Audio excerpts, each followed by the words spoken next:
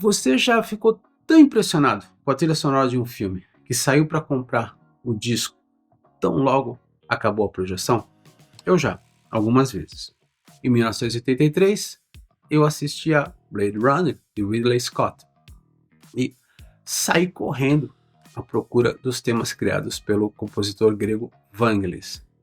Mas em 1987 eu assisti a um filme e comprei um disco que mudaram muita coisa na minha vida. Ambos se chamam Sign of the Times e ambos são obra de um compositor, cantor, instrumentista, gênio, dançarino chamado Prince Roger Nelson. Sign of the Times vai ser exibido nos cinemas da rede UCI no Brasil, creio que no final de agosto. A primeira vez que eu assisti foi em 1987 na Mostra Internacional de Cinema de São Paulo. Sign of the Times não impactou apenas a mim, mas a muitas das pessoas que estiveram presentes naquela sessão ocorrida no Cine Bristol, ali na Avenida Paulista. O filme chegou a ser eleito o melhor daquela mostra internacional pelo público, mas numa jogada da organização, perdeu para Asas do Desejo, do cineasta Wim Wenders. O que eles alegaram na época que Sign of the Times não era exatamente um filme, era um concerto filmado.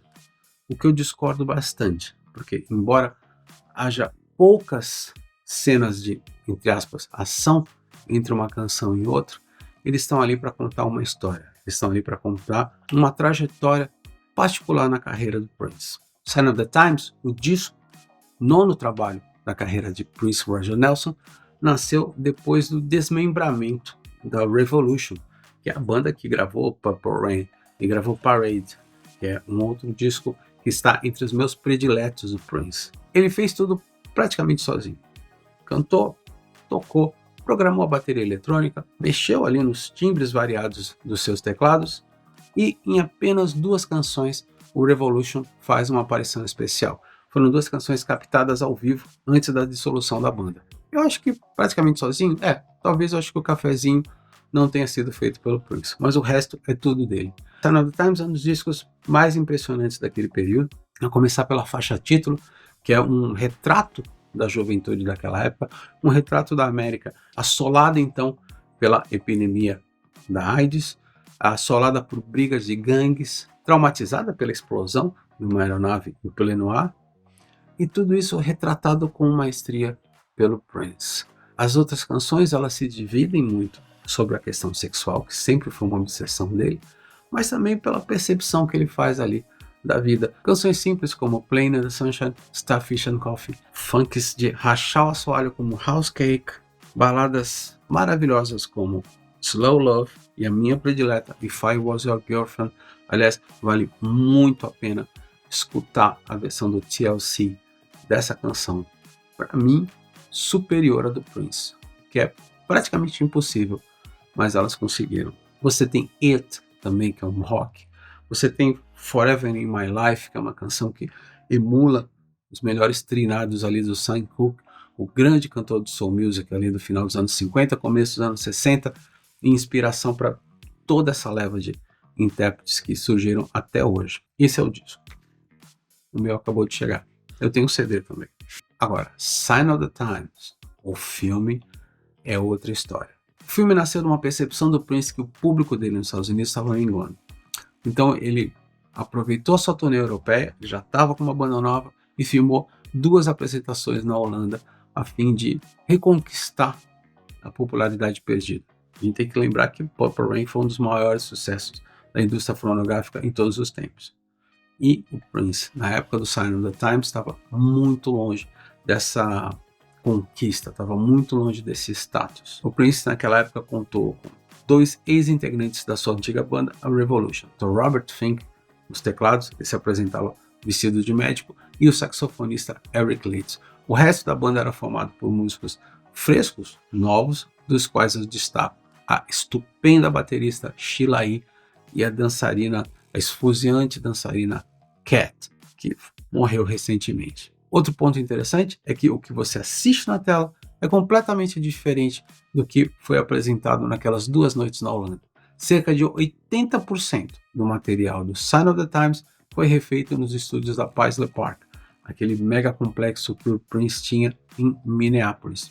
Isso mesmo, ele refez o show, ele refez todas as canções e todas as intervenções que ele faz entre uma música e outra. E não dá para perceber. Você tem alguma participação ali do público, alguns shots fechados do público, por isso que dá para entender como é que foi feito esse processo, e algumas canções que fatalmente foram gravadas ao vivo, foram registradas naquelas apresentações europeias. Uma delas é Forever in My Life, que é uma das minhas prediletas. Sign of the Times, o filme, tem um começo magistral, com o Prince na guitarra, com a programação da bateria eletrônica e com a Cat dando vida às letras que ele apresenta na tela. Logo em seguida, você tem a banda do Prince, que adentra a casa de espetáculos munidas de instrumentos de percussão. Para mim, uma das cenas mais fortes que eu assisti num filme musical, numa gravação de um show, é aquela que a gente assiste em Sign of the Times. Outra grande canção, Playing in the Sunshine, e vale um registro.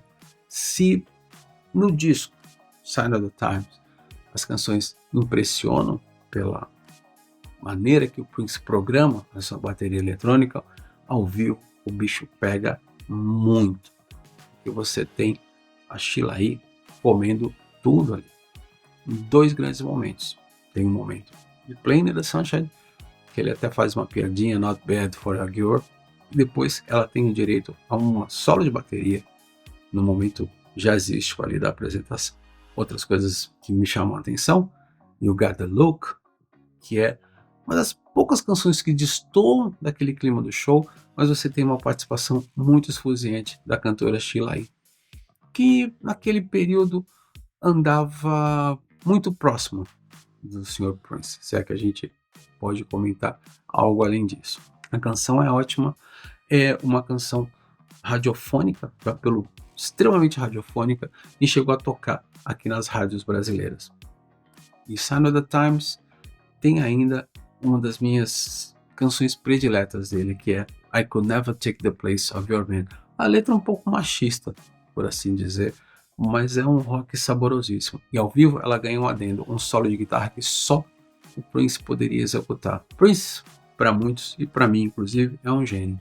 Mas é interessante perceber que ele não é aquele gênio que criou algo novo. Não é aquele gênio que inventou um novo ritmo, que desenvolveu uma nova batida. Ele, na verdade, ele é um gênio por ser um compositor extremamente bem dotado, ser um instrumentista extremamente habilidoso e ter feito uma combinação das qualidades de seus principais ídolos. Mais ou menos, eu lembro de um programa humorístico chamado Planeta dos Homens, no qual o Jô Soares fazia um cientista maluco que misturava os genes de um determinado animal com os genes de um ser humano. O Prince é exatamente isso. Você pega o gene do James Brown, principalmente essa capacidade esfuziante de desempenhar passos de dança complicadíssimos. Você pega o gênio do Jimi Hendrix e do Santana nessa capacidade de você criar solos impressionantes. Você pega o gênio do Mick Jagger no quesito sensualidade. Você pega o gênio de Sly and the Family Stone, que foi a grande banda de funk psicodélico na virada dos anos 60 para os anos 70. E você tem o Prince, com a vantagem de ser executado por uma única pessoa e que tem à sua disposição os melhores instrumentistas que ele poderia ter. Eu assisti duas apresentações sensacionais do Prince. Sign of the Times ganhou meu coração a partir dali, e eu tive a sorte de assistir a duas apresentações do Prince, dois concertos de 3 horas e meia de duração. Um deles era Prince Welcomes America, no Madison Square Garden, em Nova York, no qual ele tocou todos os hits aos quais ele tinha direito. Contava com um tecladista brasileiro em sua formação, Renato Neto, e nada menos que Maceo Parker, saxofonista do James Brown, ali comandando um naipe de metais. Foi impressionante. Foi assim, algo além do que eu poderia imaginar, e foi uma das maiores coleções de hits as quais eu presenciei em toda a minha vida. 2 anos depois, eu me deparei com ele novamente no South by Southwest, em Austin, no estado do Texas, numa casa noturna onde cabiam, se tanto, 300 pessoas. E foi algo completamente diferente e igualmente magistral.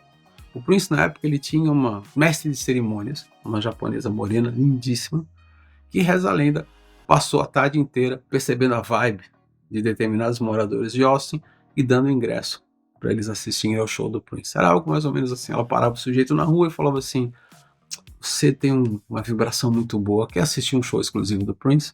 Ia lá e dava ingresso para ele. Naquela noite, o Prince tocou, se tanto, 5 hits da sua carreira. O restante da sua performance foi preenchido por jams instrumentais. Ele tinha um power trio com 2 instrumentistas do sexo feminino e simplesmente se virava para a banda e falava: eu quero uma canção do Michael Jackson, e a banda atacava. Eu quero uma canção do James Brown, e a banda atacava. Eu quero uma canção do Curtis Mayfield, e a banda atacava. Nesse momento, o Prince se assemelhou a outro grande ídolo meu, que é o grande maestro do jazz, Duke Ellington. O Prince é exatamente isso, um Duke Ellington regido a funk, soul e rock and roll. É um cara que comanda uma banda de músicos de primeira linha e sabe exatamente como tirar o melhor deles. Você vai ver isso em Sign of the Times, o filme.